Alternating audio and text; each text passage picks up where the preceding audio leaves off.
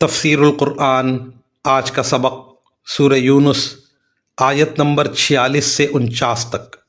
اعوذ باللہ من الشیطان الرجیم، بسم اللہ الرحمن الرحیم۔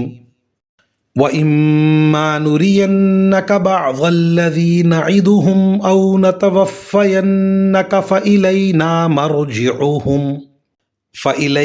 مَرْجِعُهُمْ ثُمَّ اللَّهُ شَهِيدٌ عَلَى مَا يَفْعَلُونَ وَلِكُلِّ أُمَّةٍ رَسُولٌ فَإِذَا جَاءَ رَسُولُهُمْ قُضِيَ بَيْنَهُمْ بِالْقِسْطِ وَهُمْ لَا يُظْلَمُونَ وَيَقُولُونَ مَتَى هَذَا الْوَعْدُ إِن كُنتُمْ صَادِقِينَ قُل لَّا أَمْلِكُ لِنَفْسِي ضَرًّا وَلَا نَفْعًا إِلَّا مَا شَاءَ اللَّهُ لِكُلِّ أُمَّةٍ أَجَلٌ إِذَا جَاءَ أَجَلُهُمْ فَلَا يَسْتَأْخِرُونَ سَاعَةً وَلَا يَسْتَقْدِمُونَ۔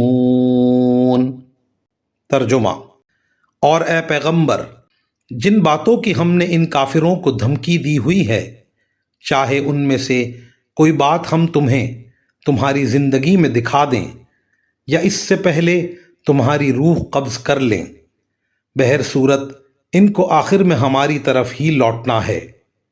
پھر یہ تو ظاہر ہی ہے کہ جو کچھ یہ کرتے ہیں اللہ اس کا پورا مشاہدہ کر رہا ہے، لہذا وہاں ان کو سزا دے گا۔ اور ہر امت کے لیے ایک رسول بھیجا گیا ہے، پھر جب ان کا رسول آ جاتا ہے تو ان کا فیصلہ پورے انصاف سے کیا جاتا ہے اور ان پر ظلم نہیں کیا جاتا۔ اور یہ کافر لوگ مسلمانوں سے مذاق اڑانے کے لیے کہتے ہیں کہ اگر تم سچے ہو تو اللہ کی طرف سے عذاب کا یہ وعدہ کب پورا ہوگا؟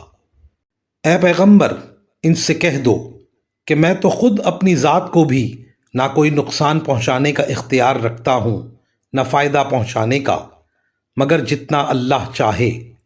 ہر امت کا ایک وقت مقرر ہے، چنانچہ جب ان کا وہ وقت آ جاتا ہے تو وہ اس سے نہ ایک گھڑی پیچھے جا سکتے ہیں نہ آگے آ سکتے ہیں۔ ان آیات میں اس شبے کا جواب ہے کہ اللہ تعالیٰ نے کافروں کو عذاب کی دھمکی تو دی ہوئی ہے، لیکن اب تک ان کی سرکشی اور مسلمانوں کے ساتھ کٹر دشمنی کے رویے کے باوجود ان پر کوئی عذاب نازل نہیں ہوا۔ ان آیات میں اللہ تعالیٰ فرما رہے ہیں کہ ان کو عذاب اللہ تعالیٰ کی حکمت کے مطابق اپنے وقت پر ہوگا۔